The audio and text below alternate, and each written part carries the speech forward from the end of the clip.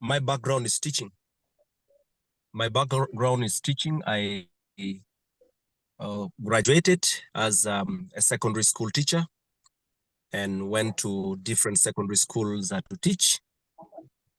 Later on, I work with the media. I work with Radio Choice as their program manager.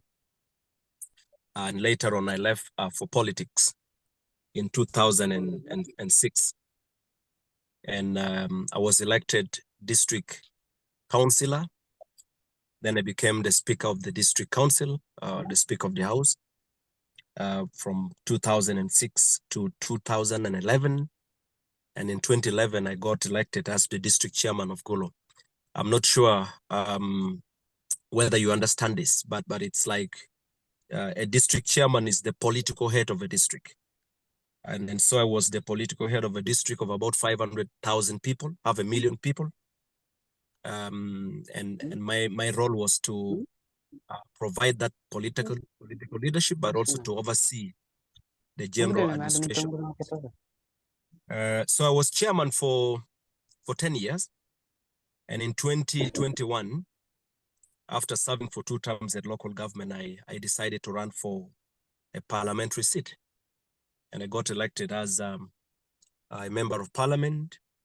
And currently, I represent one of the divisions in Gulu City. I joined parliament in 2011, and I got appointed to chair a committee, a parliamentary committee on local government public accounts. And that was in July 2021. So I chaired that committee up to June this year, when I decided to resign. I felt I had done my best, and Parliament acknowledged that I did my job very well, and the committee was very much recognized. And so I felt it was time for me to give opportunities to other people to lead that committee. It's public account committees of Parliament are very challenging committees, because you have to deal with people and you have to handle serious accountability issues. So mine was to look at accountability issues at local government level, which I want to say by the grace of God, I did to the best of my ability. And so in June, I opted to relinquish that position as chair of the Local Government Public Accounts Committee.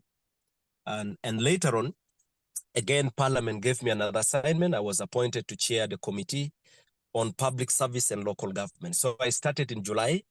Currently, I am chairing that committee, and I look at issues of public service and local governments generally. I think partly it's because of the kind of role I did with the local government and so on. So that's me, and that is the kind of role I am playing right now. And so I don't think I should say more. That's briefly about me. I'm a father, I'm a teacher, I'm a farmer, I love the community. I want to always play a part in working for my community. So that's about me. Thank you, Honorable Martin. Thanks for that. And that comes actually to my question. So we'll have a few questions, opening questions, and then we'll open up to the audience to ask a few questions, and we call it a day.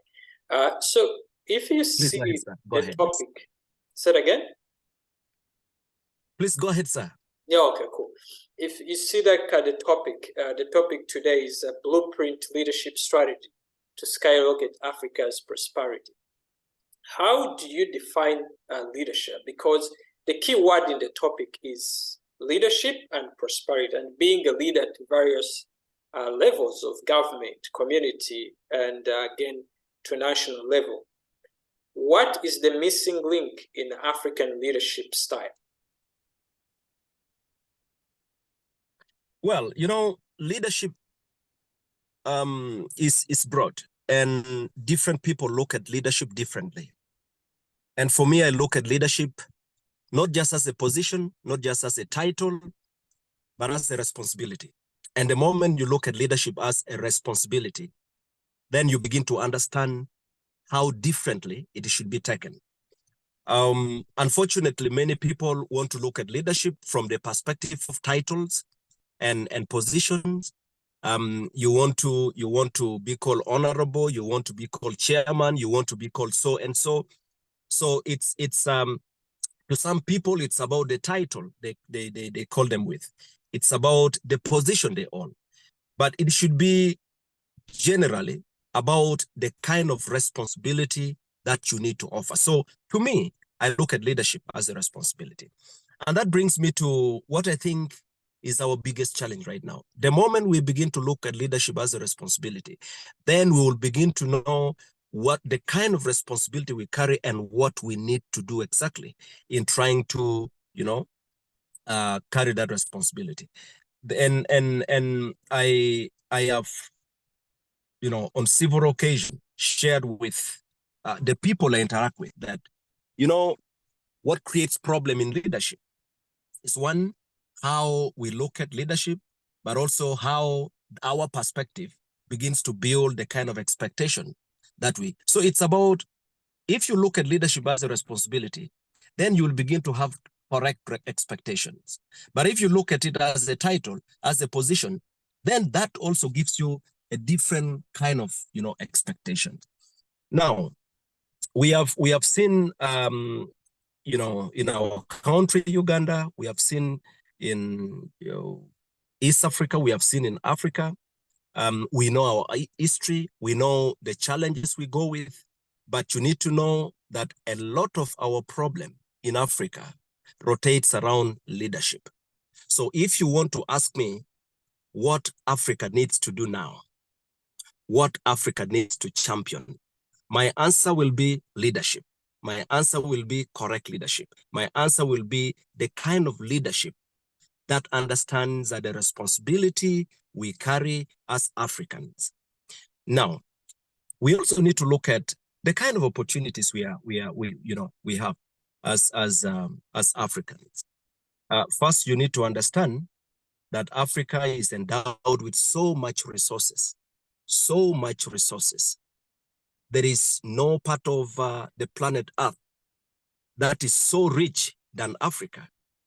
And that is why the rest of the continents, the rest of, the world have always built their, whether it's the United States, whether it's the United Kingdom, whether it's talk about any country. And that explains the endless difficult situation that we are faced with as Africans.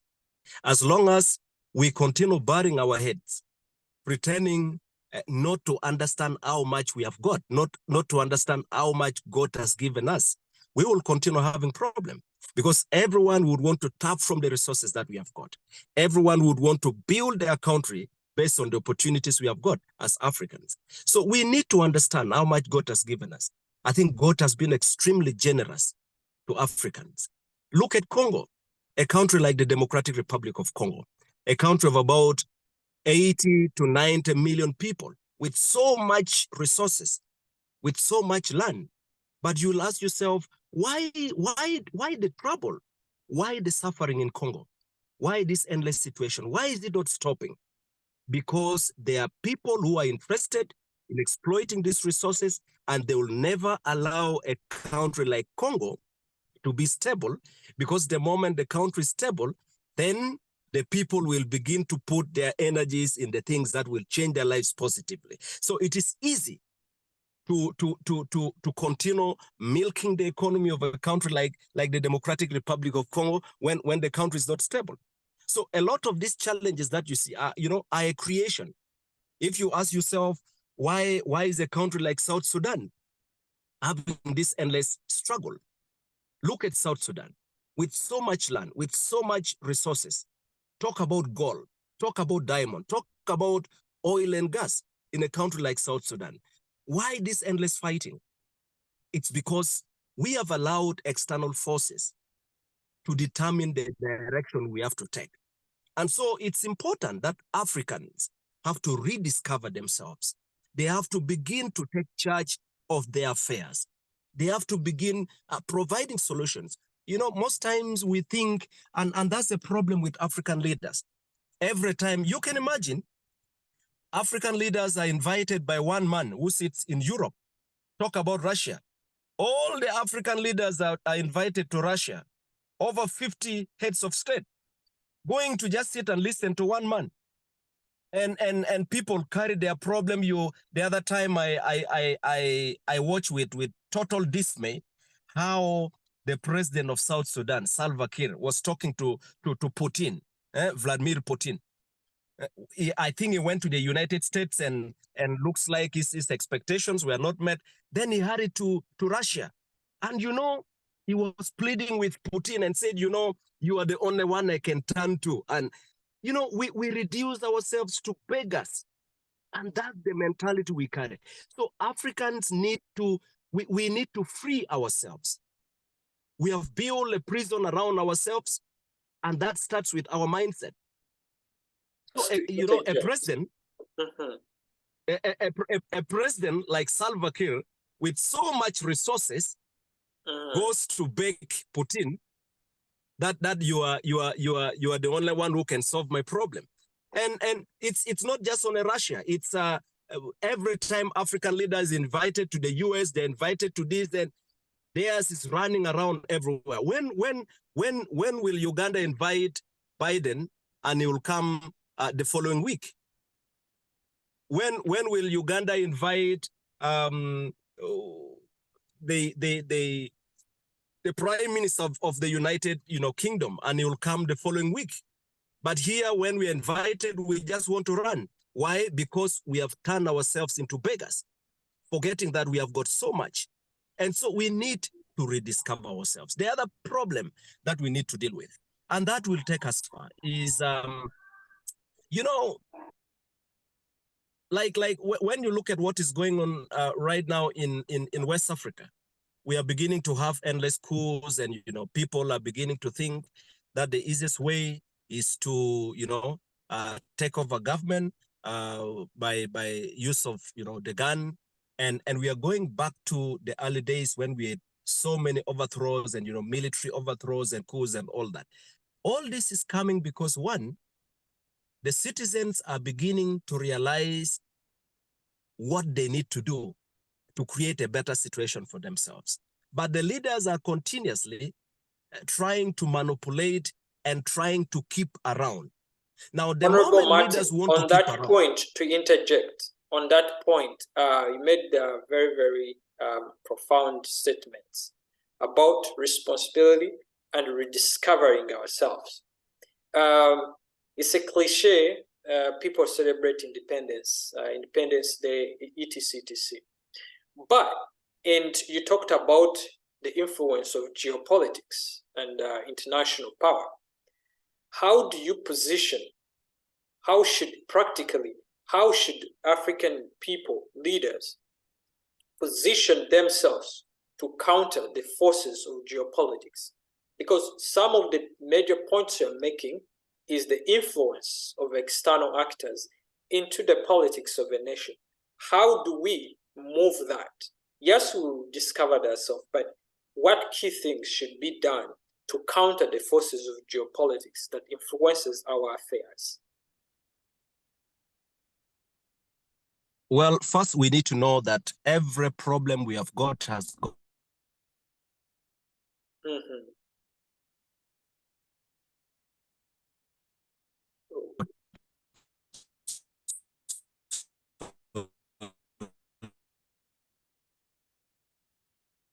solutions from within.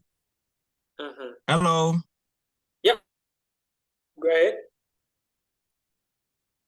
Sorry, I got interrupted. There are quite a number.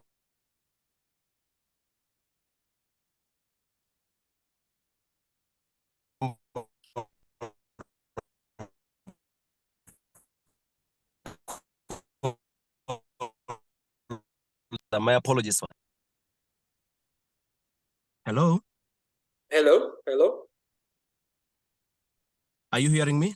Yes, we can hear you now. Go ahead. Yeah. Oh, sorry. I'm having a bit of a challenge with my network. You know, we are not going to blame anybody from interfering with our internal affairs. Mm-hmm. We can only stop them first, Yes. by accepting that we can provide solutions to every problem we have got. It's you are not going to stop your neighbor from interfering in your affairs if you create that opportunity. But when you take full charge and you begin to provide solutions to your problem, nobody's coming to interfere. So the starting point should be, one, what are the issues we are confronted with as Africa? And how do we come up with local solutions? I'll give you the example of Uganda. We are not a poor country as Uganda. Can you imagine? Right now, we are having a discussion. Last year, our executive, the president and his team, decided that Parliament should come up with a law, and this law would partly dictate that one company takes full charge of our coffee. Uganda produce so much coffee. We earn so much from coffee, but we were moving towards a direction where one company, a foreign company, takes full charge of the entire coffee sector, and they have to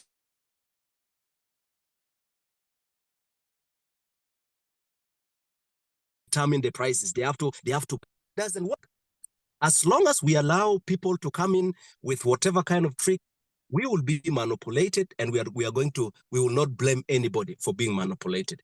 The other thing that we need to do is to, one, realize that, even right now, a lot of our survival rotates around how much money we borrow.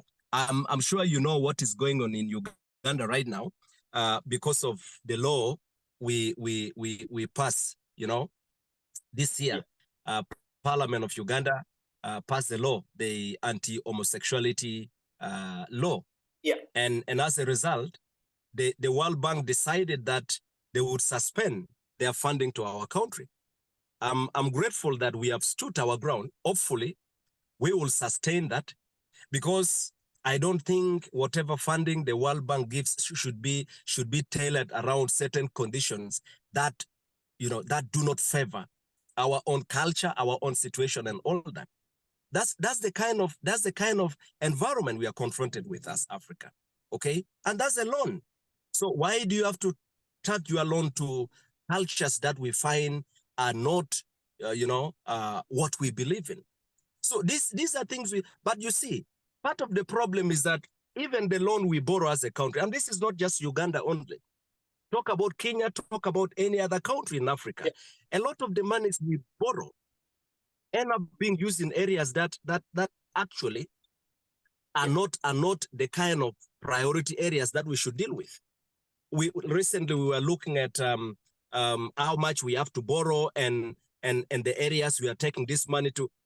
There are areas that, at the end of the day, Ugandans would not get the best out of.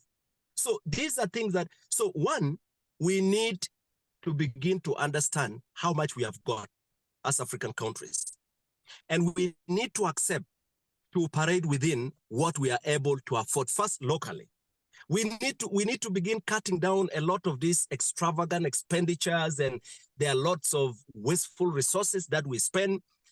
We were recently confronted with a very interesting situation. We said, we cannot give this much money to the office of the president, which will be used for donation, and you have got so much, almost monthly. So many, government officials are traveling out in the name of, benchmarking and learning, and so much money. I'm sure you are following currently. We are having a discussion, a very interesting discussion, when the vice president and the prime minister went with a delegation of about 70 people to attend the UN General Assembly. Okay?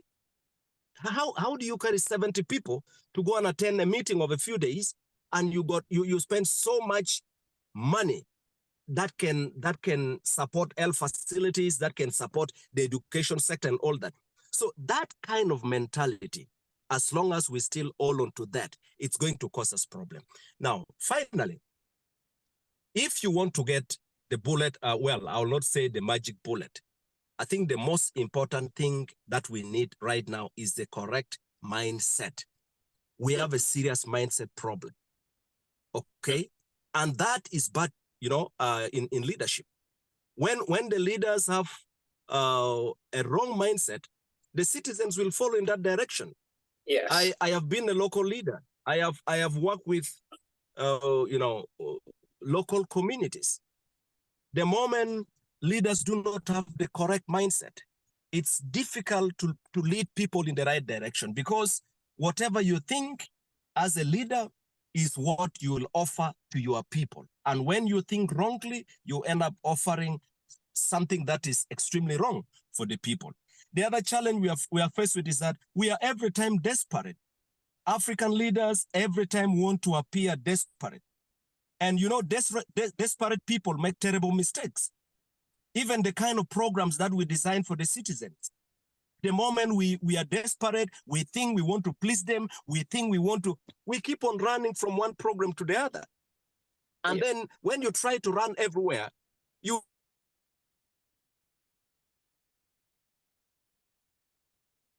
go anywhere. Okay, I have many young people. What are we doing for people? In Uganda, we came up with a program called Youth Livelihood Program. The program is a flop.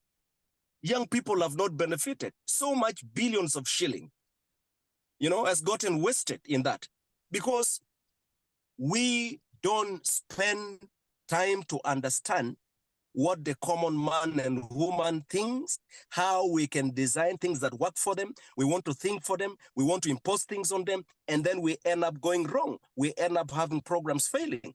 That's the kind of mindset we need to undo.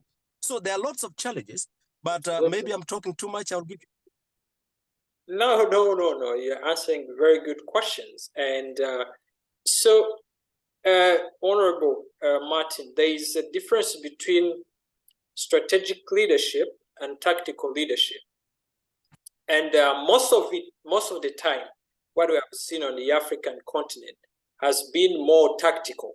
I'll give an example just for the benefit of our viewers and the audience. Tactical leadership, for example, people know that some, like reading from weather radars, they know that some floods will occur in a certain place. They don't evacuate people on time. It's until when the floods come, wash away people's homes and properties, that's when the government intervenes, and they have been knowing.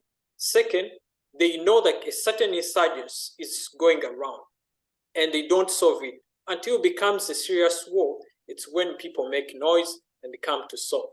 There's lack of strategic thinking and leadership. So how do we define our strategic leadership versus tactical leadership? What key elements should we really focus on, Honorable Martin? That takes me to how I started. And when I told you that leadership should be about responsibility and not just a position or title. The moment you look at leadership as a position, as a title, you will struggle to remain there because you want to maintain that title. But when you look at leadership as a responsibility, then you know there are a lot of things you have to do. And that should be the starting point. Because we are looking at leadership as titles, as positions, it has turned into a kind of what I would call survivalism. People want to survive. Right. Yeah. So a lot of our responses, you know, a lot of our responses are tailored around how we are going to win the next election, how we are going to make people love us, how we want to. So everything we want to do is not to solve a fundamental problem, but it's just a pleasing spree. We are trying to, it's like massaging problem. We are actually not solving problem. We are just massaging it. Because we think it's okay, you know, people are happy. And so the next time you want to find out how to make people happy. And when your struggle is just to make people happy, then you begin to look at things that are petty, things that are not sustainable, things that are not long-term. That's where we have gotten ourselves into as Africans. And, right. and this is everywhere. Even in Uganda, you gave a very interesting example. We have the eastern part of Uganda. We have Elgon area. Every year we have got floods, we have got mudslide, we have got landslide. People die in hundreds. It's every year. Okay, our government knows that this happens. Our government knows that every time Mount Elgon is developing more cracks, we need to end. And it's okay, because some people have turned this into a money minting venture. Okay, about 4 or 5 months ago, I raised this on the floor of Parliament. There was a scandal that we were faced with when government ministers decided to distribute to themselves iron sheets that were meant for vulnerable people in the Karamoja region.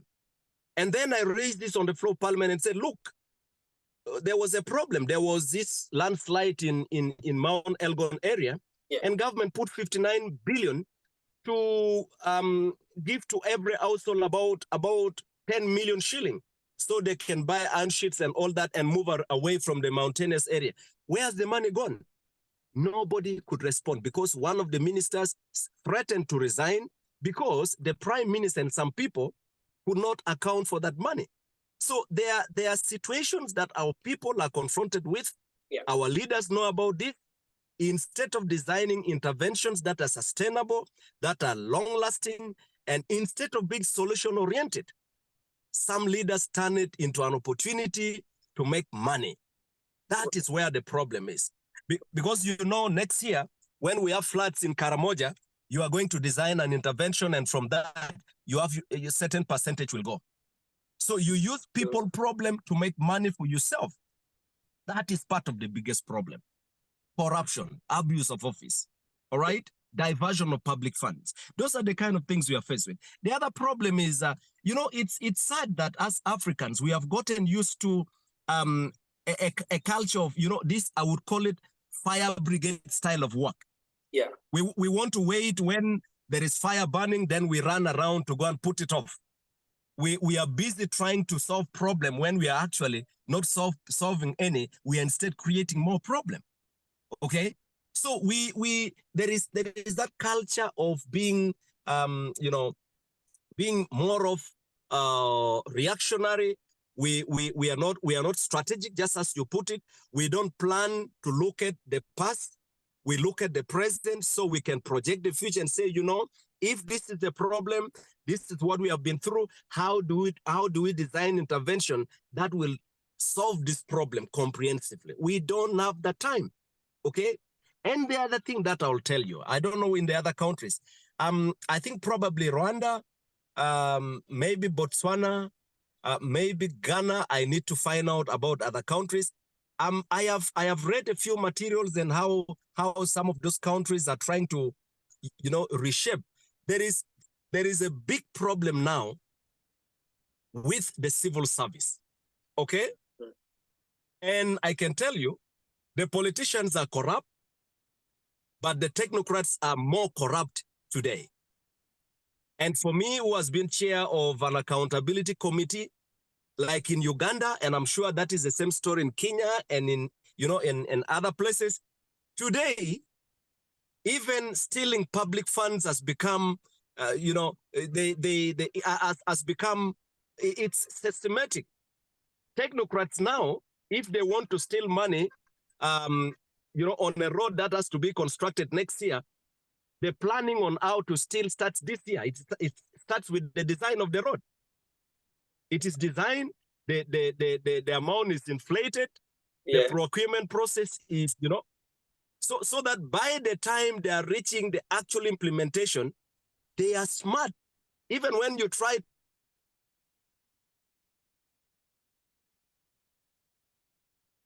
to track them, it will be unless you can understand a lot of. So technocrats are becoming more cancerous than even the politicians, and that's but you see that tells you the problem we have developed with our systems.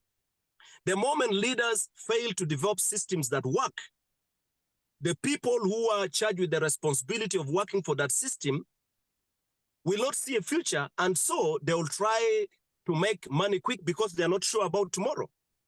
A lot of our technocrats are not sure about tomorrow. They are paid poorly, and so they make money from that. Let me give you an example. Recently, I invited an accounting officer in Parliament, and we were looking at how much money we have to provide for the new cities. There are 10 new cities that were created in 2020. Unfortunately, you know, when the cities were operationalized, they were not given startup funds. The districts from where the cities were created do not know where to go. So I call all the accounting officers, and we talk and talk and talk. And one very interesting thing, the accounting officer said, you know, Chairman, we have got this opportunity, and I want to tell you this. Yes, you are blaming me for not doing this, for not doing that. You are demanding for this, but I want to ask you today, how much money are you paying me? I said, okay, talk more about it. He said, look, you pay me as an accounting officer about 2.4 million shilling monthly. When it is taxed, I carry 1.7 million Uganda shilling. But you know what? You are giving me the task to oversee the implementation of projects worth 60 billion. And you are paying me 1.7 million shilling monthly. And you expect me to be okay. I don't have a vehicle. I don't have that. And he said, my children cannot go to school. How do you want me to survive? He said, my child who is doing medicine, I have to pay this child every semester about 5.5 million. All right, but you pay me 1.5. I am an accounting officer. How are you going to solve this problem? It's a long story, but that tells you how the politicians, how the leaders sometimes fail to provide that environment that allows people to work and hold their dignity. So as long as we care more about ourselves and we don't care about building systems that work, we will continue failing as African countries. Africans have to build systems that work, systems that are not about individual systems, that are about institutions. So that even when Mapinduzi is not a member of parliament, things continue. So that when the president is no longer president, he can sit back, look, and say, I think I have played a part. But you see, every African president, except a few, every African president today feels very uncomfortable even thinking about leaving office, because that is the kind of mentality we have built. Right. That's very good. You know, I see in your response more responsibility, strategic thinking, you know, institutionalizing, and talked about people stealing, being more strategic in stealing than sustainability, you know. So again, it's lack of accountability, etc. And at this time, we'll open it to the audience. So if you have a question, please raise up your hand using the hand button on your Zoom, or you can put in the question in the chat, then we can read it to the guest.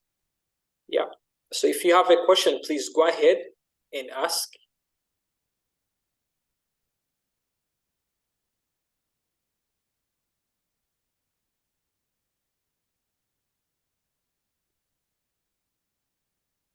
A question?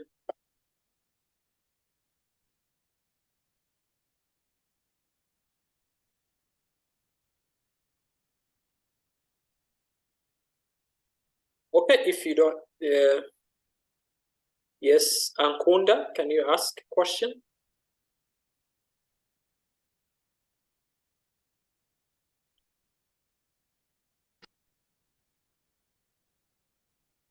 A good evening to you all. I hope I'm very audible. Yeah. Thank you very much, sir, for that great advice and the great words of Africanity you have spoken unto us. My question is in line with the economy we're talking about. On the side of economic growth and expansion in this country, in my country, You can, if you have network issues, feel free to drop the question in the chat, please. Cecilia, can you ask your question? Yeah, good evening to you all. Apologies, I joined late. I was on another panel. I just wanted to find out from our Honorable Member of Parliament, Honorable Mapenduzi. I would like to thank him so much for his submission and identifying the challenges that the leaders are having and why the graft is increasing. So I know that for sure, some people who follow up on these cases of corruption, they are threatened and some lose their lives in the midst. So I wanted to find out, as young leaders, how can we work with our current leaders to fight this vice of corruption? Because if the infrastructure is close to everyone, the schools are equipped, the hospitals are equipped, the teachers are well paid, the doctors are well paid, it will motivate people to work as civil servants. Civil servants are supposed to be servants, but then we find it's the opposite. Is it possible for you to outline to us, like for instance, we are a cohort, how we can come in to help our different leaders across Africa in fighting corruption and seeing that we set out standards that the youth can take when they are coming in as leaders? So what opportunities will exist? Thank you.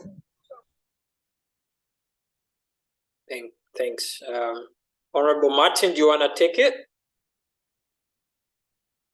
Can you give me a summary? I got interrupted a bit, my network. So he's saying, she's saying, sorry, that as young leaders, when, like for example, corruption cases, when it is an opportunity for accountability for corrupt leaders, some people are threatened, etc., and bullied. But she's asking that as young leaders, what key steps, what key strategies can they use to work with leaders in government or in public service to curb this evil called corruption? Well, my sister, I do not know how I should answer you, but number one, don't be threatened. People can try to threaten you. People can try to, use whatever, tricks to make you silent. But I can tell you, the more you keep quiet, the more you keep silent, the more the monster will continue growing and growing, and we won't stop. So the solution is talk. Don't stop talking. And the more we talk, the more people will get enlightened, the more the corrupt will begin to back off. And the more they will know that the population is actually becoming alert. So as someone who is young, please don't forget to talk. Keep on talking. And when we talk, well, like in Uganda,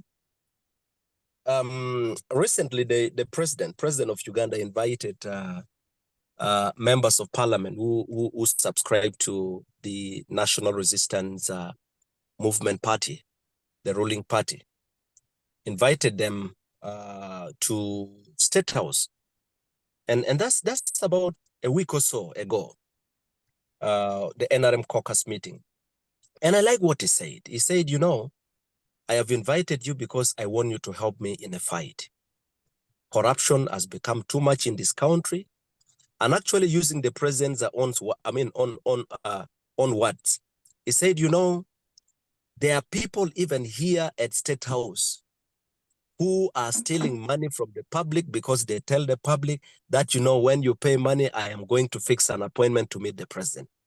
So the president said he wanted to meet us as members of parliament because he wants us to support him. And we said, how do we support you? He said, I want parliament to support me. There are some laws I am introducing, and he wants to get tougher fighting corruption. And I think partly because people have continued talking. People have continued condemning the corrupt. And so we need to continue sounding this until when every year can hear this message. Absolutely. So the most effective way is to talk about it and don't get intimidated. Yes, people may use threats and all that, but it's not about today. It's not just about you as an individual. It's about today, it's about tomorrow, it's about the future. And as someone who is young, and I can tell you, my sister, if you don't talk now, tomorrow, when you have the responsibility of carrying this country on your shoulder, I'm not sure where you are going to start from. So you are not going to wait until when you are there, then you begin to start now, so that by the time you are in the driver's seat, at least you are able to deliver, because you will have played a role right now in trying to shape the direction you want to take. Absolutely, that's right. And another way, by the way, the easiest way would be you yourself don't be corrupt, because there are so many young people who are so corrupt. Correct. Yeah, stop. That's right. I agree with you. Don't be corrupt yourself. There are many young leaders in government who are actually more corrupt and are more sophisticated than the big boys. These guys are not tech savvy. The young people are more tech savvy, so they are more sophisticated in a way. So don't be corrupt yourself. Mahilet, your question? That's right. Mahilet? Hello, everyone. Good evening or good morning. I don't know. So this is Mehret from Ethiopia. So the question I wanted to ask is, you said we need a correct leadership, and we shouldn't allow the Westerners to interfere on our matters. But I just need your view on, is it just we are allowing them to interfere in our issues, or do they really want to interfere because they know what they will get from distracting us or disturbing Africa? So let's take one example. The Tanzanian president, the so-called the bulldozer, or Magufuli, or I don't know how to pronounce his name, but that Tanzanian president banned gold export from Tanzania. So it prohibits Europeans, China and Americans from exporting Tanzania's gold. However, that president was he died a mysterious day. So not only him, if we really notice, every president or every leader of Africa who try to use their resources to benefit Africa end up either being assassinated or conveniently overthrown in a coup. So is it just is this just we allowing them to interfere, or do they really push to interfere on our matters? So if they are pushing to interfere on our issues, so how can we stop that? And what's your view on that? That's what I wanted to ask. Thank you very much. Oh. Well, should I answer that? Yes, sir. Go ahead. Yeah. Yeah. Again, let me thank. Please, when I address you as my sister or brother, I hope you'll not be offended. No, I'll not be offended. Thank you very much. So thank you. Yeah. So thanks, my sister, and I'll just be very brief. Let me bring this from the perspective of a family. When you are a man and you are married and you have a wife, there are obligations that you have to meet. There are responsibilities that you have as a man. And when you are a man who does not meet your obligation, or you don't perform your responsibilities, the next day, you are not going to blame anybody when you hear that the neighbors begin to visit your home, because you will have abdicated your responsibility. And so nature does not like vacuum. When there is a vacuum, anybody will come in to take advantage of that. The problem we have created for ourselves as Africans is to make the world believe that we cannot stand on our own unless we are supported. And that is why every time you hear the European Parliament, you hear, this bloc and that bloc and the other group are all talking about how they're going to increase funding to Africa, how they're going to do this. But I can tell you, even someone, okay, let me go back to the example I started giving. Yeah. If I am a man in a family and I have abdicated my responsibility and a neighbor is coming in to give a helping hand, that neighbor will not do, there is nothing for free. Even when I pretend to be helping you, there is always something that comes with that help. And so even those we think are coming to help us are actually not coming to help us. They have their own expectations. They have their own targets, all right? And you just saw with Uganda recently, when we passed this law, the World Bank said, no, we are not going to give you money. And so maybe they have been having their own expectations and we are not. So, it's not just allowing the Western world to interfere. Look, today the world, it's a global village. And so I am not saying that we shouldn't have cooperation with the rest of the world. Yes, we can cooperate with China, we can cooperate with Russia, we can cooperate with the US, but you see, we need to look at ourselves as equal. And we can only begin to look at ourselves as equals if we are doing things right in our house, in our home. All right? The moment we begin to do things right in our home, even when we do not have much, at least we will have a bargaining power.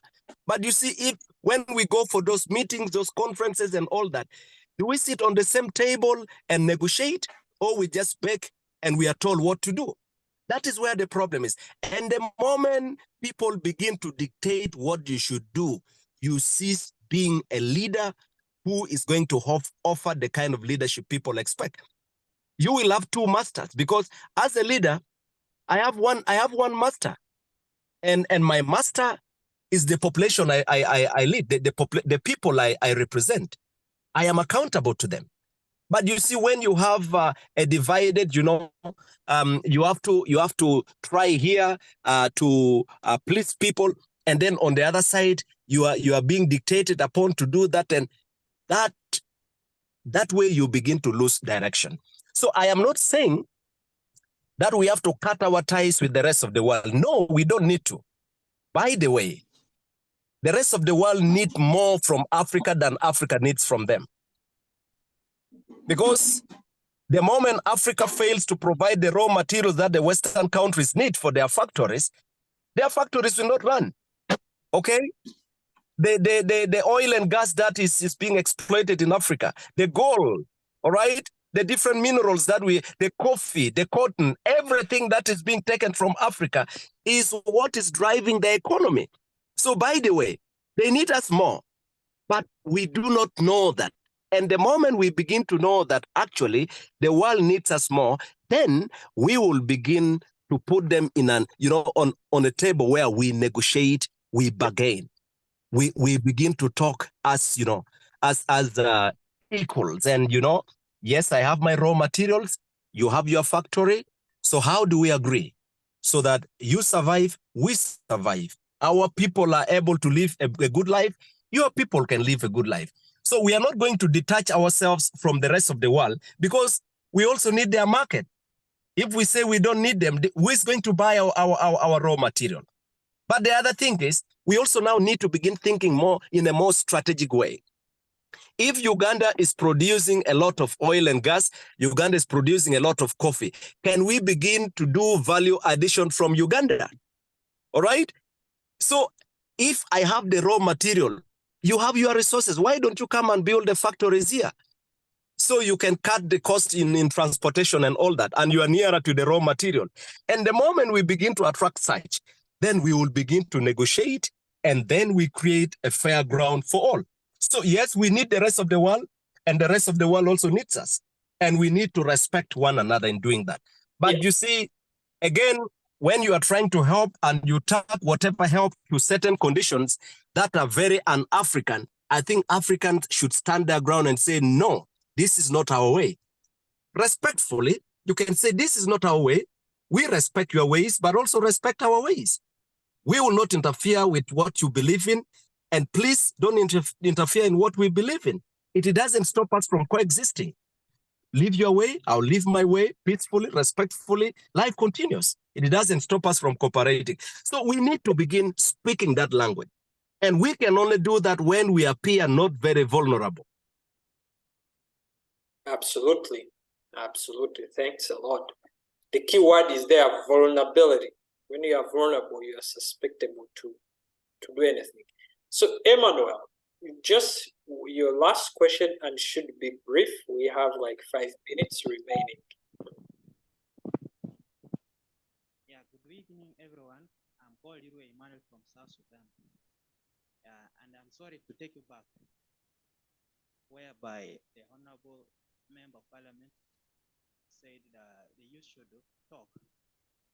You know, some of us, we are from countries whereby there's no freedom of speech. So what he talks about, we can't hear you. Can you? Good night. Good voice? night. Yeah.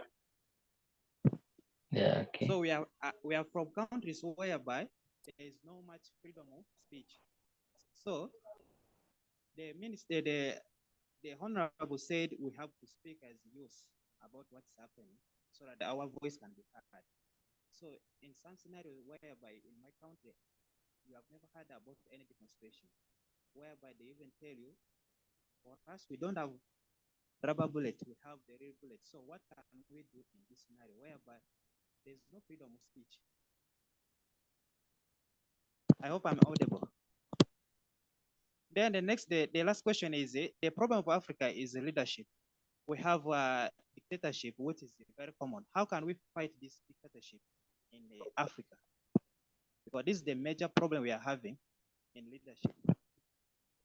Okay, thanks, Emmanuel. Honorable Martin, do you want to respond that quickly? I'm sorry, looks like his volume is rather low. I'm not sure whether you got him clearly. Yes, so I think the first question I think was saying, is he from South Sudan? Yes, he is. Yeah. Yes, and he said there are people who come from places where there is no freedom of speech, right? Yeah. And I did not get the question he gave. So what question did he put? So he said that they come from a place where there is no freedom of speech. They even say that for us, we don't have rubber bullets, we have real bullets, meaning they can really do whatever they want to do. So how do you survive in such environment and continue to voice your concerns or continue the spirit of advocating for change for things that are not going on well? And yes, that's the question, the first question.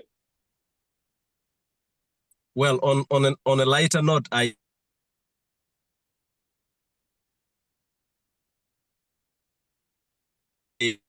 read the writing on his t-shirt.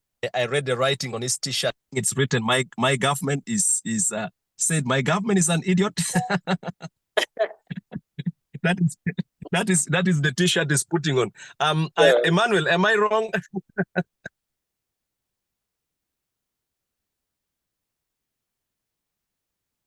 Anyway, so let me Yeah, I was reading the writing on this T-shirt while he was talking. But let me say this. My brother Emmanuel, I understand what you are talking about. I know the situation in South Sudan. We are neighbors.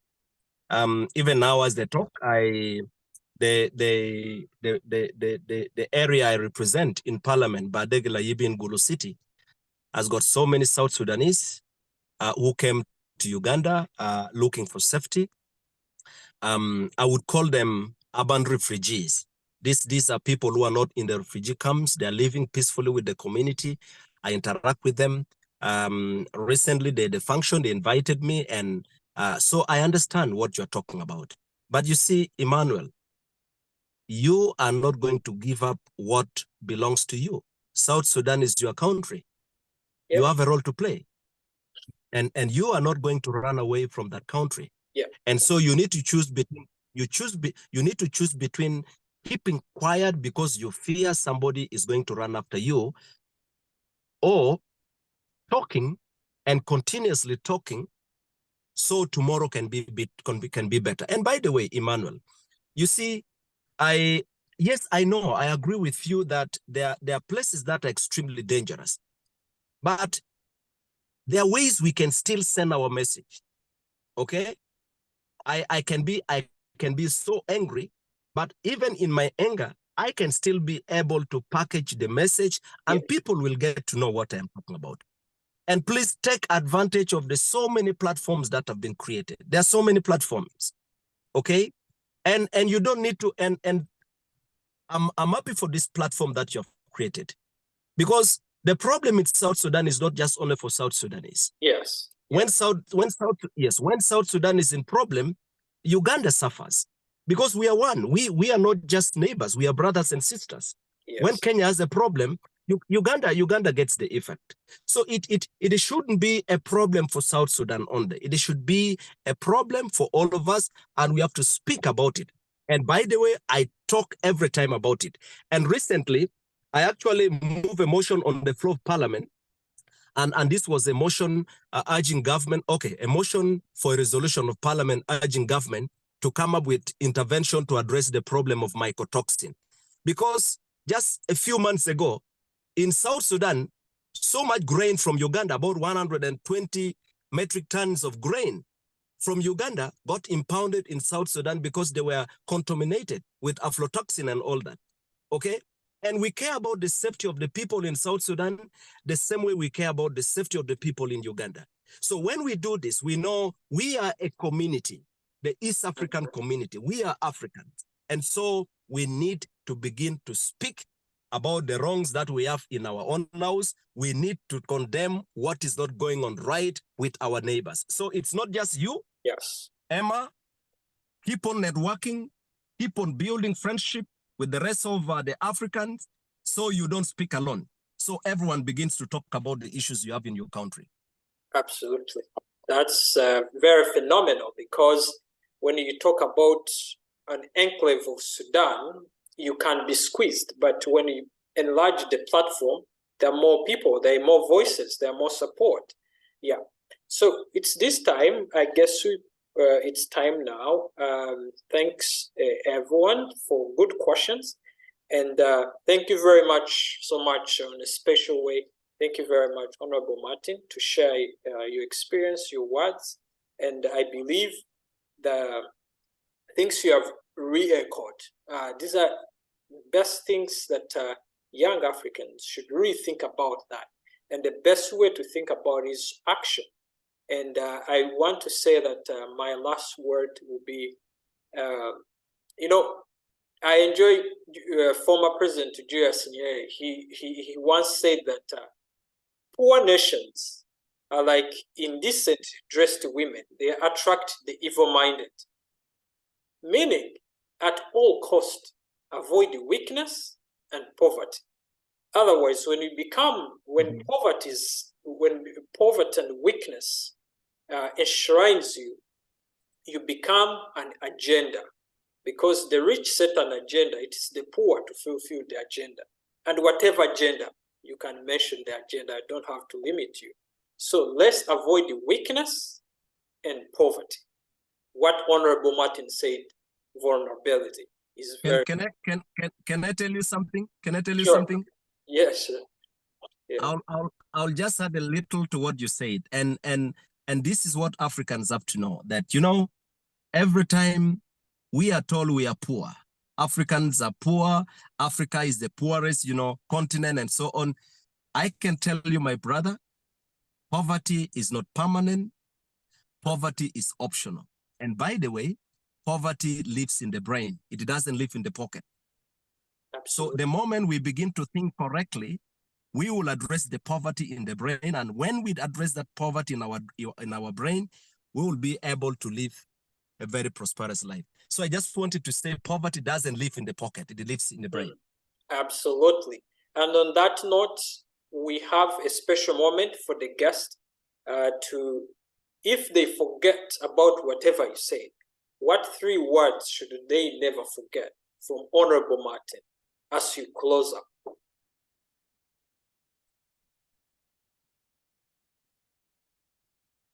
Hello, Martin? You gone? Sorry, I got in. Yeah, I was saying that. Hello? Interrupted. Can you repeat that again? Sure. I was saying that we have a special moment for the guest. We call it a magic moment. That even if they forget all the words you spoke, what 3 words of packaging they should never forget about leadership and the topic of our discussion today?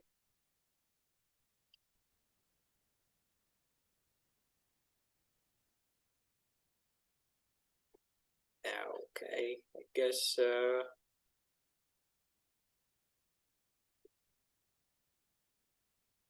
yeah, I guess he's interrupted, but we'll call it a day. There are also some comments on the chat. Hello. Yes.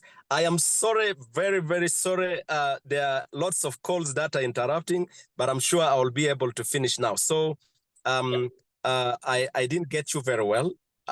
Again, just please, your last words, or your last words, like people should never forget, and is your last word. We close up the session. Yeah. Well, what do I say? Number 1, we need to be solution-oriented. And in being solution-oriented, we need to know that each one of us has a role to play in providing solutions to whatever situation we are faced with right now. Right. Be solution-oriented, but play your role in trying to provide that solution. And lastly, let's keep on remembering that if we are poor as Africa, we are responsible for our poverty. By the way, I read a book recently. The book is titled "Why Africa is Poor." It's written by a gentleman called Greg Mills. Maybe you can read. And this gentleman says Africa is poor because we have made a choice. That is the choice we have made. But he goes ahead to say, much as we are poor, poverty is optional. We can choose to be poor, we will remain poor, but we can choose to get out of that. We will walk out of that. So that's what I say. Find time, read that book. You'll learn more from it. God bless you all. Thanks, Honorable Martin. We appreciate your time and your expertise on this evening to share your words of wisdom. And thank you, everyone. Like I said, avoid weakness and avoid poverty. We shall be very prosperous as a nation, as a person, as a continent. And have a very good day, everyone. Bye-bye for now.